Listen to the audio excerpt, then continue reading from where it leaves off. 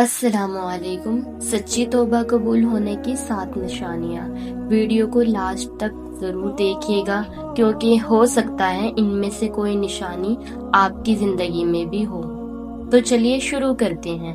دوستو، انسان سے غلطیاں ہوتی ہیں، کبھی ہم جانتے ہوئے کر بیٹھتے ہیں اور کبھی انجانے میں، لیکن سب سے خوبصورت بات یہ ہے کہ اللہ نے اپنے بندوں کے لیے توبہ کا دروازہ کھلا رکھا ہے۔ پہلی نشانی، گناہ سے دل اٹھنے لگے۔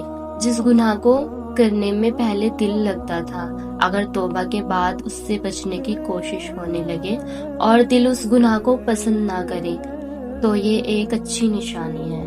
دوسری نشانی، گناہ پر دل میں ندامت ہونا۔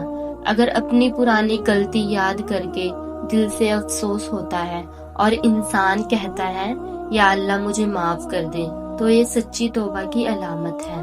تیسری نشانی، اللہ کی طرف دل لوٹنا۔ توبہ کے بعد نماز، قرآن، ذکر اور دعا کی طرف دل بڑھنے لگے تو یہ اللہ کی طرف سے قریب ہونے کی امید دلاتا ہے۔ چوتھی نشانی، دوبارہ اس گناہ میں نہ لوٹنے کی کوشش۔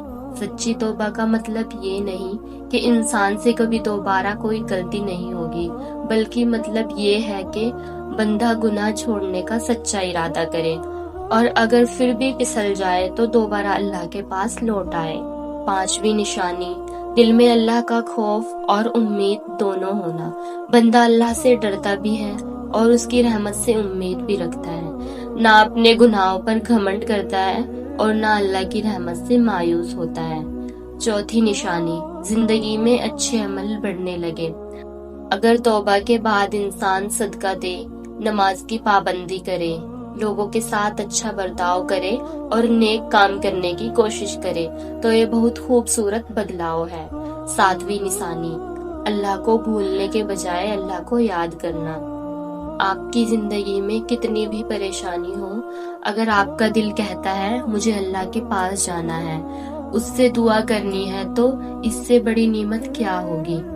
دوستو، ایک بات دل میں بیٹھا لیجئے، اگر آپ نے کوئی گناہ کیا ہے تو یہ مت سوچئے کہ اب اللہ مجھے معاف نہیں کرے گا۔ اللہ کی رحمت سے مایوس مت ہونا، سچے دل سے توبہ کیجئے، گناہ چھوڑنے کی کوشش کیجئے اور اللہ کی طرف لوٹ آئے۔ ہو سکتا ہے جس پل آپ نے آنسوؤں کے ساتھ اللہ سے کہا ہو یا اللہ مجھے معاف کر دے، وہی پل آپ کی زندگی کا سب سے خوبصورت پل بن گیا ہو۔ اللہ ہم سب کی سچی توبہ قبول فرمائے، ہمارے گناہوں کو معاف فرمائے اور ہمیں اپنی رضا والی زندگی نصیب فرمائے۔ آمین یا رب العالمین۔